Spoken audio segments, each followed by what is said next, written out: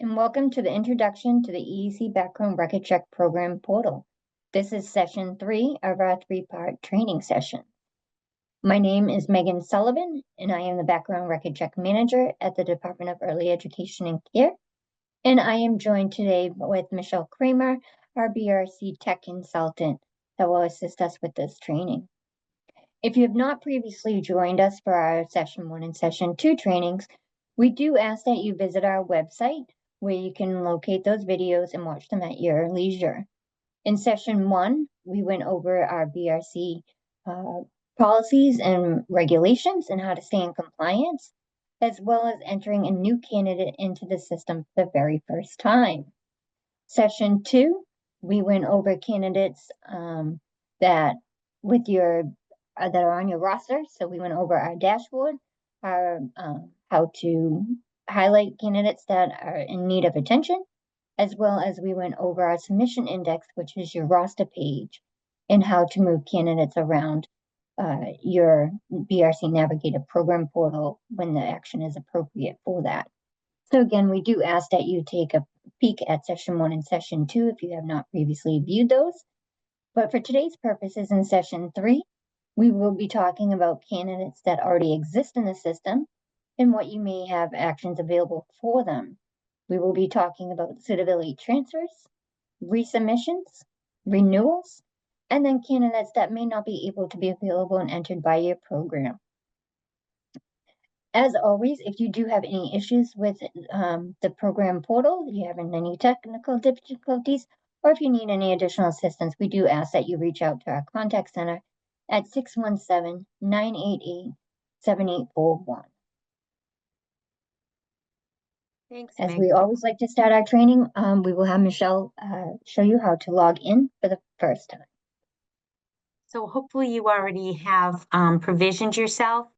When you became a licensee or a background record check administrator, you received an email. If you have not provisioned yourself, that would be your first step. When you did, you created a password for yourself, and that's what you're going to log in with. Once you log in, we do have a multi-factor authentication, and I do need to get a verification code. During this process today, I am going to use the same email account for everything. That's not the norm. Obviously, your email account is very different from a candidate's email account, but today I'm going to shortcut it. So here is the email that you will get with your code. The code is good for 5 minutes. If you don't use the verification code in those 5 minutes, you're just going to click to get a new code. I'm going to go ahead and verify. I have been verified, and I'm going to click continue. Please note, I also am working in what we call a non-production environment. This is all fake data that we're using during our demonstration, and we're in our training environment to work with you today. I've now logged in, and as I say, most of you probably know, you land on your dashboard page. Megan, let's take a minute and go over our icons on the left here, please. Absolutely. As we like to highlight in each session, on the left-hand side is your icons of where you can navigate the BRC program portal. The first icon, as Michelle pointed out, is the landing page that is referred to as your dashboard, where we highlight certain actions and candidates that need your immediate attention that we call out to. And we'll be referring back to that again later on in the session. The second icon is your submission index. Again, we went over this in more detail in session 2. And this is also commonly referred to as your roster page. And again, you would use that to move your candidates around throughout the system. Your next icon is the new submission index, and this is where you can look up applicants that you're trying to enter for your program that may or may not be in the system already. And there's 2 different ways of searching in that submission index. The next icon is your ServiceNow link that will bring you directly to our ticketing system that we also refer to. Again, so if you need any technical support, you can access that link and submit a ticket directly to us. Or if you're looking for candidate information, you can also submit a ticket that way. And then the last icon is a direct link to our website, where you can locate previous videos that we've mentioned for session 1 and session 2, as well as this session is located. And so you can go back and that could directly bring you to our website, and you can take a peek at those videos at your leisure. Thanks, Megan. So as we mentioned, today's topic is all about candidates who are already in the Navigator program portal, perhaps for your program, perhaps not even for your umbrella. So the first thing we want to show you today is you had a candidate that came to interview with you, and you're now going to enter them in the system. And I'm using some very specific data. As you can tell, I'm looking to make sure I enter everything that I have on the consent form. I'm verifying what I have there, and then I'm clicking that I do have the consent form. As you know, you cannot enter anybody without a consent form. If you need a consent form, you can download them right here on this page. So Jonathan James, we're going to go ahead and search for him. And yes, we did find Mr. James here in the Navigator system. He's correct. He already has been background record checked. His BRC ID is right here, but you'll notice that under the actions column, I can't take any action from Jonathan James. He's not yet available is the message in this black box. That means that he is still in process. And as the message says here, please try again or ask the candidate to notify you. Megan, why don't you share circumstances when this happens? Absolutely. So if you see this message, we would ask that you reach out to your candidate directly to have them contact EEC to see where they are in the process for maybe a prior submission that is already existing in our system. In certain instances, we may be able to cancel the prior submission, or the candidate may need to finish in completing that prior submission before becoming available to your program for entry.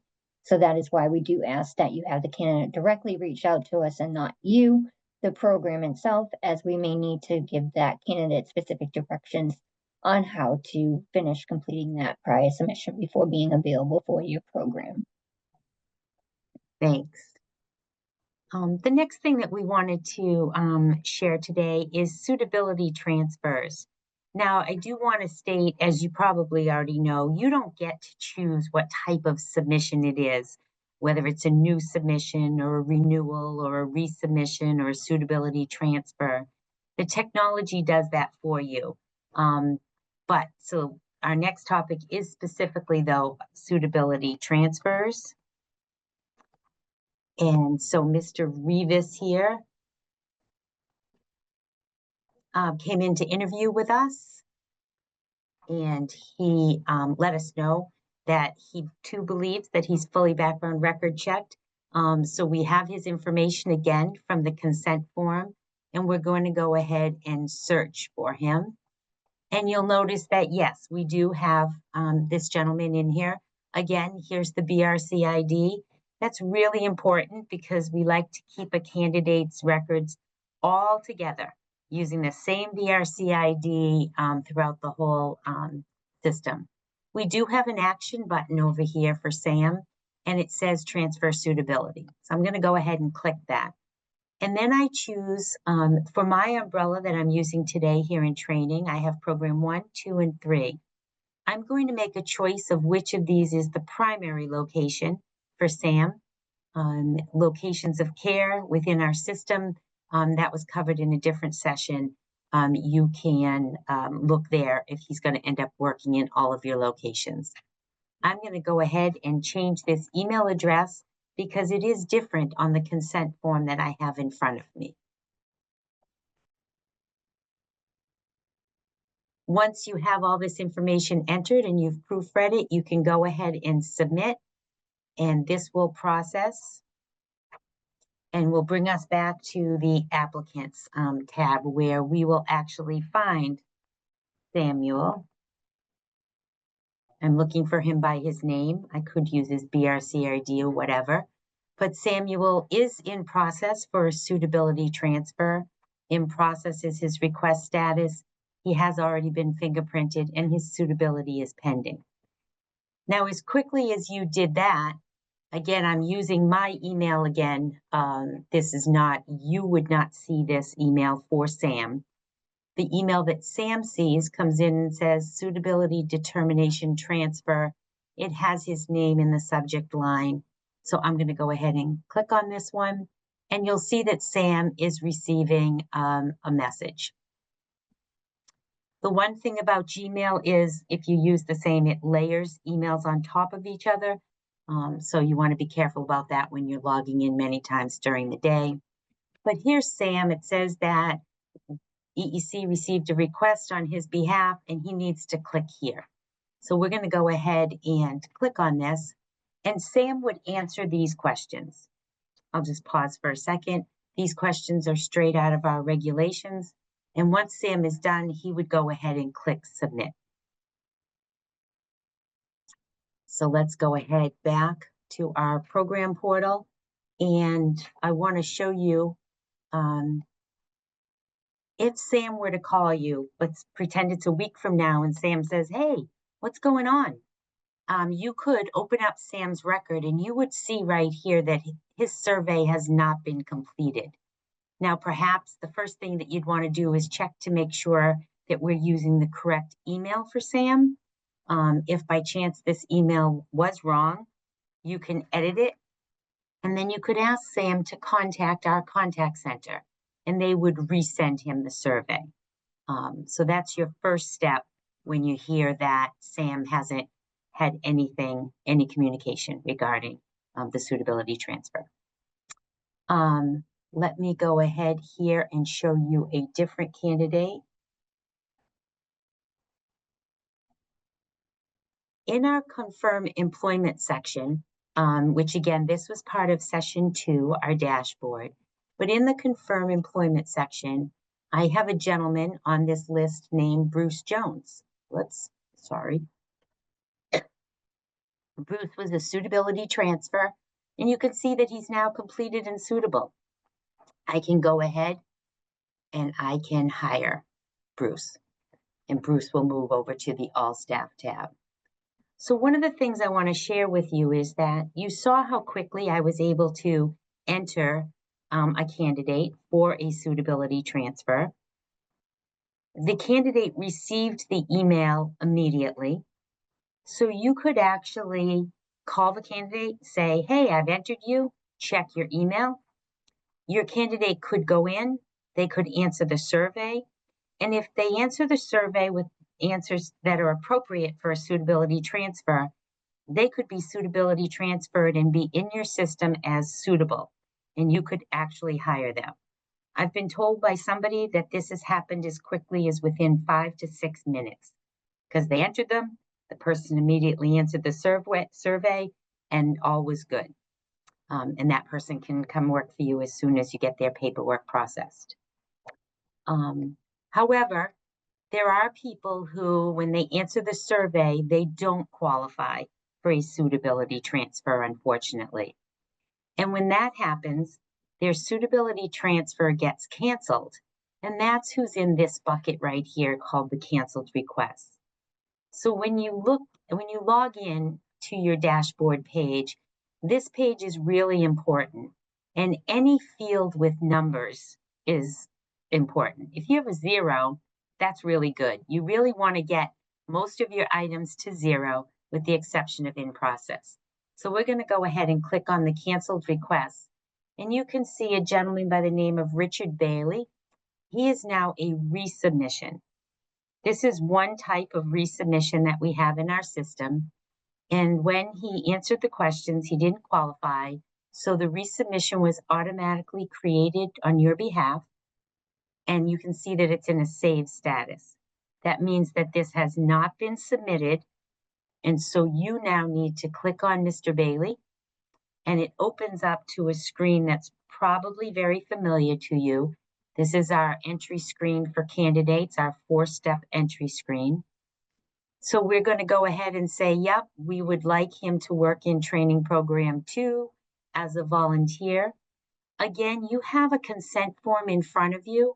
So while the data is pre-populated for Richard Bailey, because he's in our system, you may have different information. So we're gonna add a middle name for Mr. Bailey. We're even gonna give him an alias that he listed on his consent form. If his email had changed, you would enter that there. If he has a new phone number, all this information is here. He did state on our consent form that he's a male, and so we're going to go ahead and enter that. If by any chance he reaches out to you before you process this, you can delete this application. If for some reason he says, I don't want to be involved anymore, you can delete the application. But let's go ahead and click next. And you'll see that his residential address is pre-populated. You can change that here if you want. I'm going to make a simple change of road, and you'll notice that that changes over here on the mailing address as well, because we have this box checked, same as residential. If they don't live where they get their mail, you would uncheck that. For purposes of training today, I want to take us through and say that this individual lived out of state. They moved recently, and they lived out of state for 6 or 7 months this past year.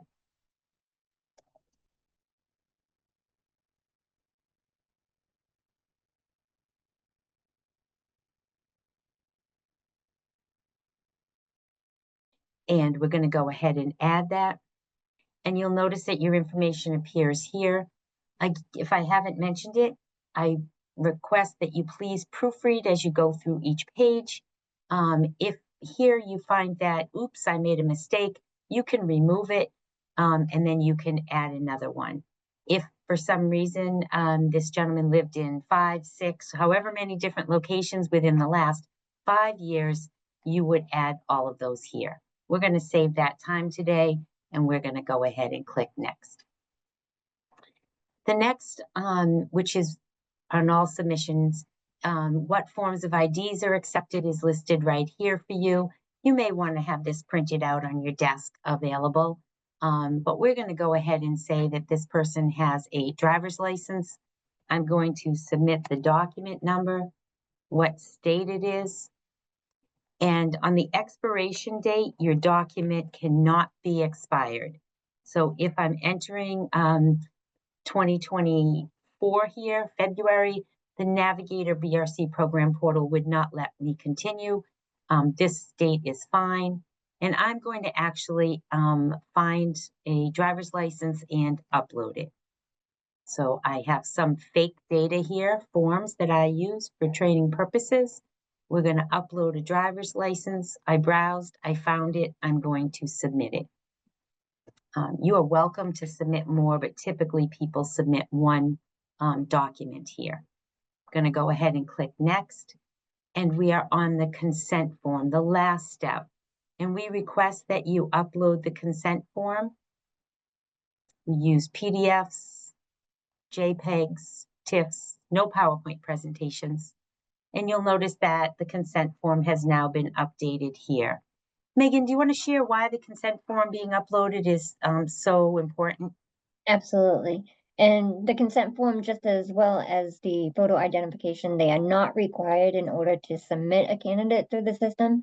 However, we do highly suggest that you do upload each photo ID and consent form.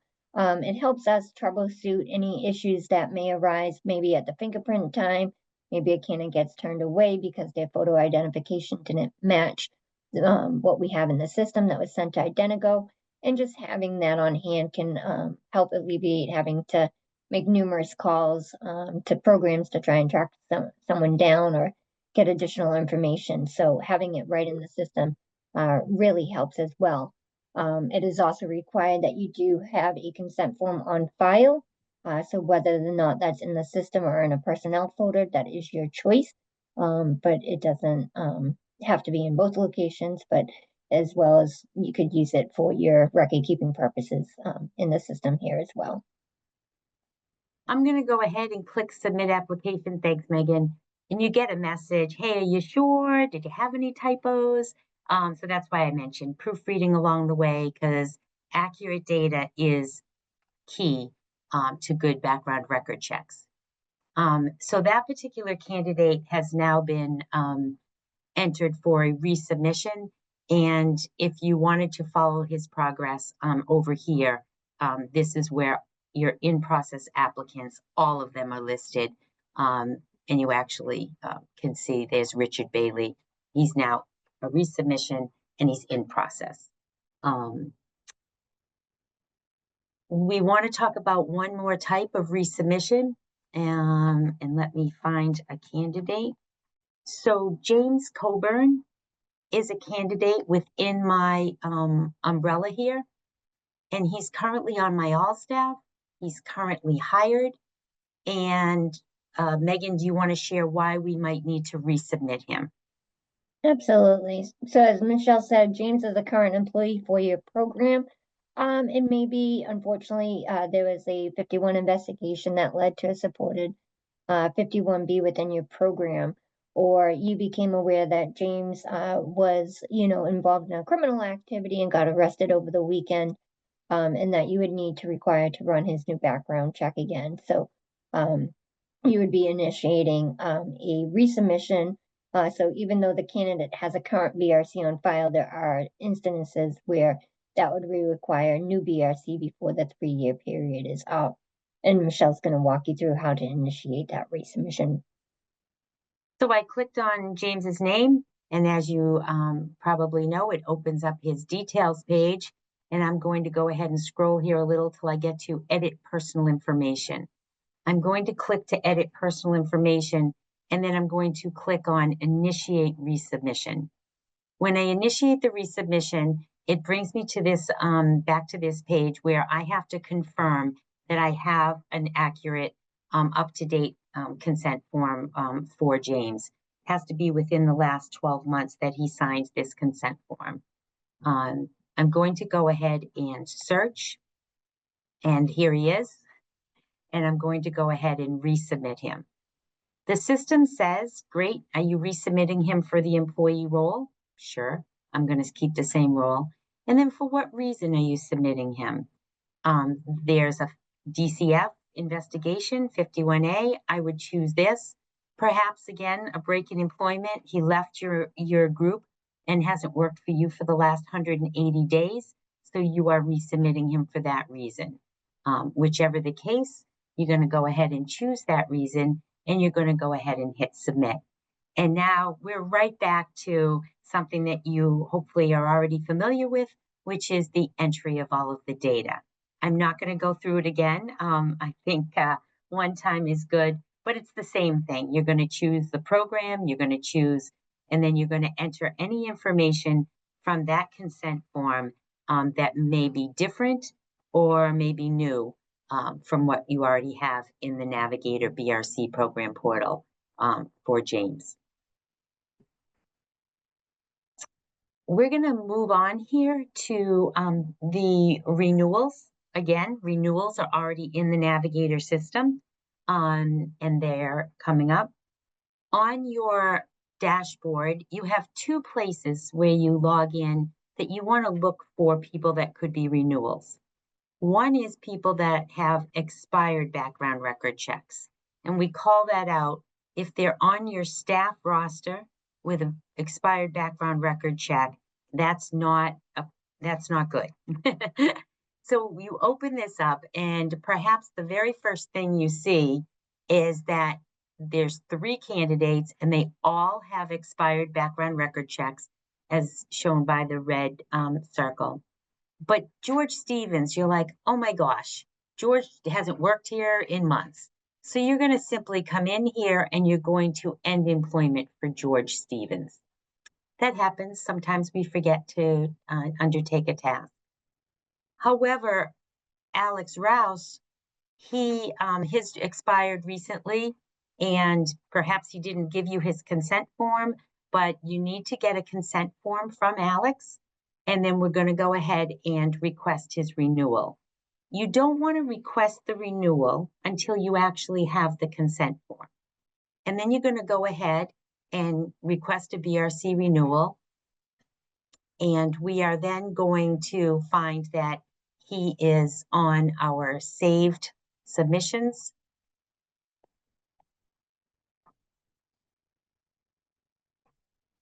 Alexander Rouse. And again, saved submissions are not submitted yet. So these people are not in process. Nothing is happening for them. Another good area to try to keep down to a minimal amount. We'd go into Alexander, and again, as you're aware, we would enter all of the information that we have across the 4 panels to submit him for a full background record check. One of the things that I want to go back to is one of my prior candidates. Let me think. I think it's Richard Bailey that I want to show you.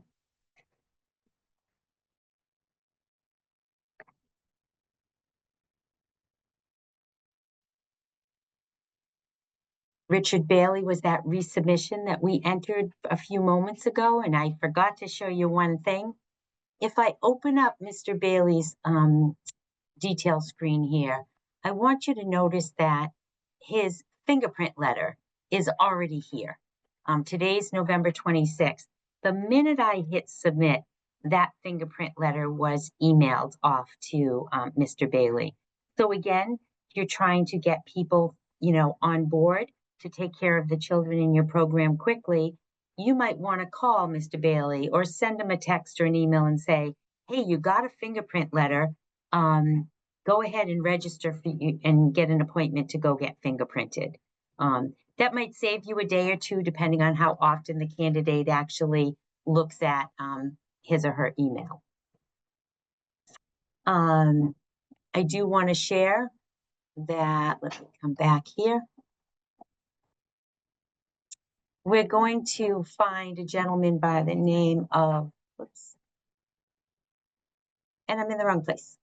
So on our confirm employment, we are going to find a gentleman by the name of Michael Gardner. And I want to specifically point out to you that he's not here. And the reason he's not here is because on our thing, we have applicants and we have staff. And so you want to come in here. We're going to go to the staff one today. And Michael Gardner is here. So Michael Gardner was a renewal. He was in process. He's been fingerprinted. He now has a new renewal date. He's completed and he's suitable. But it's our responsibility to update the system to say, yes, we are going to continue employing Mr. Gardner. And so therefore, we're going to confirm his employment status because he's already currently employed. So we would confirm his employment status, and we've taken care of that. He remains on the all staff tab, but he's not on our to-do list, which we're looking at right now.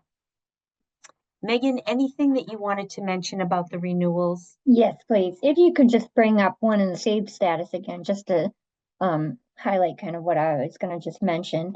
Perfect. Candidates that are in your saved status for renewal, if you will bring up Drew there, Michelle, for a moment. You will see that the information is already pre-populated for you. So again, you want to make sure that you are looking at a consent form and making sure that the information is accurate and filling out any fields that may be missing. However, if there is information that is already pre-populated that you may not be able to edit, say your candidate had a name change, they got married in the last time since their renewal, you would want to have that candidate call the contact center so that we can make that name change before you go and enter that renewal. We do ask that you do not create a new candidate with a name change or anything else that is different, and that we try and keep the same BRC ID throughout the system. So we would want to have that changed, and then we would inform you when they'd be available for you to initiate that renewal on that same BRC ID once we've made the appropriate edits for any information that you would not be able to edit on the submission. And just to let you know, renewals are good for 3 years. The renewal period does start 120 days prior to expiration. So again, my apologies, it's 120 days prior to that 3 years is up is when you will see that candidates are entering that renewal period. And we do just ask that you try and do it within that time period and that you don't reach the expiration date, as you would then no longer be in compliance with BRC regulations since they have an expired BRC. So as Michelle pointed out, anyone that has an expired BRC is someone you would want to pay immediate attention to and initiate that BRC. Otherwise, if they are in the renewal period, you would initiate that renewal. And then candidates that are working for your program in a renewal status, they would remain in that suitable status while that BRC is pending until determined otherwise. So once that BRC has been completed, they would either be found suitable and they can remain working in that full capacity. Otherwise, if they had something come up on their background that no longer was not there previously and they were found not suitable, then they would be asked to be removed from your program. But candidates and renewals for your program, they don't revert to a provisional status or anything like that. They do remain as a suitable candidate until deemed otherwise. So just wanted to highlight that as well. Perfect. So we did that renewal. We were looking at the expired BRCs. There's also a report here pending BRC renewal.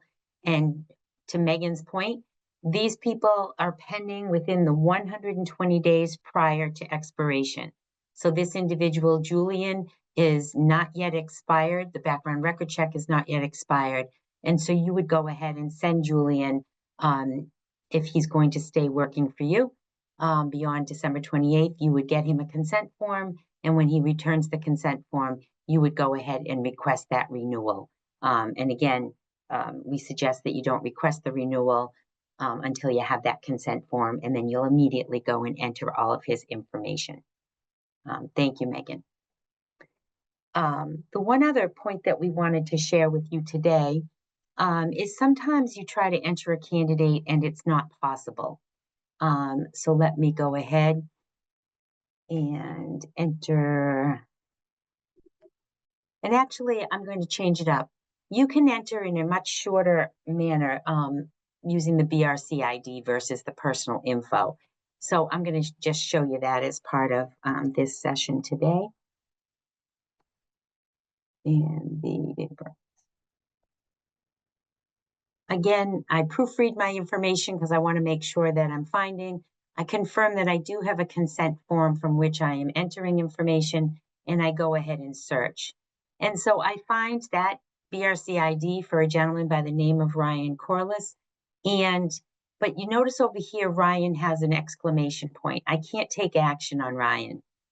This submission states that Ryan, the candidate, was found not eligible for employment based on information submitted in a prior BRC. So again, I'm going to let Megan share some information about this, as well as an upcoming change that we have for this process. Great, thank you, Michelle. So as you will see, this is a very different message than the one where we say the candidate is not available in the system at this time. This one is very telling you that the candidate had been previously not eligible by EAC's determination to be working in an EAC program, so you would not be able to submit this candidate. We do ask that whether you see this message or the one where the candidate is not available in the system at this time, that it is very important that you do not try and go around the system and edit any kind of information, such as, changing a number on the date of birth or a social security number in order to get the candidate in the system. It is really important that we keep the same BRC ID for each candidate through their history in the system.